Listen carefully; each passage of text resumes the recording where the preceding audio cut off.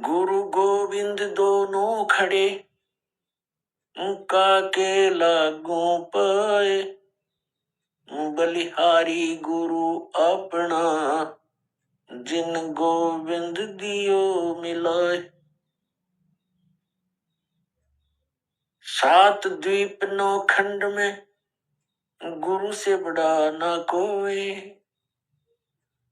करता करे ना कर सके, गुरु करे सो होवे।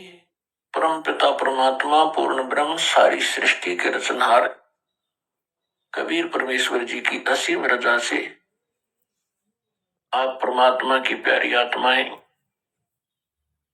परमेश्वर की महिमा सुनने के लिए उपस्थित हुए। पुण्यात्माओं, परमेश्वर ने आके हमें ज्ञान कराया कि जिस लोक में आप रह रहे हो ये आपका स्थायी स्थान नहीं है।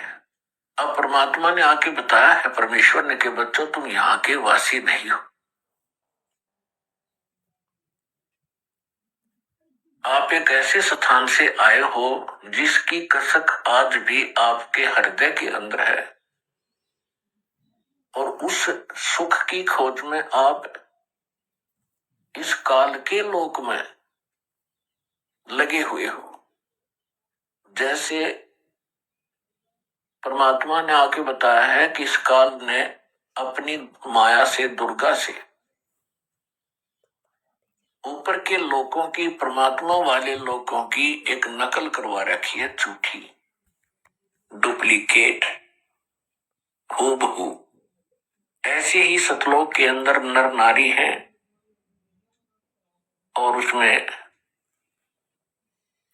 बहुत ही सुख पदार्थ है और वह कोई दुख नहीं है। तो काल ने भी यहां ऐसी ही नकल कर दी, लेकिन हमारा जो बॉडी है प्रत्येक प्राणी का ये 5 तत्वों से बनवा दिया और वहां पर केवल एक तत्व से है, नूरी तत्व से। उसमें वृद्ध अवस्था नहीं है, वह मृत्यु नहीं होती, वो अजर अमर शरीर है। अब जैसे नमक की बोरी हो, नमक का ढेर पड़ा हो या किसी बोरी में रखा हो और एक तरफ बूरा रखी हो, दोनों की जो है एक जैसा कलर होता है लेकिन उसके टेस्ट में अंतर होता है। इसी प्रकार हम नमक की बोरी में और उस खांड के बूरा के चीनी के टेस्ट को खोज रहे हैं, कभी नहीं मिल सकता, वो टेस्ट आ ही नहीं सकता। वो टेस्ट तो भाई बूरा की बोरी में ही आएगा। तो परमात्मा यहां स्वयं आते हैं, आकर हमें याद दिलाते हैं। क्या बताते हैं? मन तू चल रे सुख के सागर, जहां शब्द सिंधु रत्नागर। मन तू चल रे सुख के सागर, जहां शब्द सिंधु रत्नागर। सुख सागर श्रीमद् भगवत गीता अध्याय नंबर 4 के अंदर श्लोक नंबर 5 और 9 में, गीता अध्याय नंबर 2 श्लोक 12 में, गीता अध्याय नंबर 10 श्लोक 2 में गीता ज्ञान दाता अपने सतीथी बताता है कि अर्जुन तेरे और मेरे बहुत जन्म हो चुके हैं, तू नहीं जानता, मैं जानता हूं। और फिर गीता ज्ञान दाता अपनी साधना का मंत्र बताता है गीता अध्याय नंबर 8 के श्लोक नंबर 13 में। क्योंकि श्री कृष्ण जी के अंदर प्रवेश करके प्रेतवत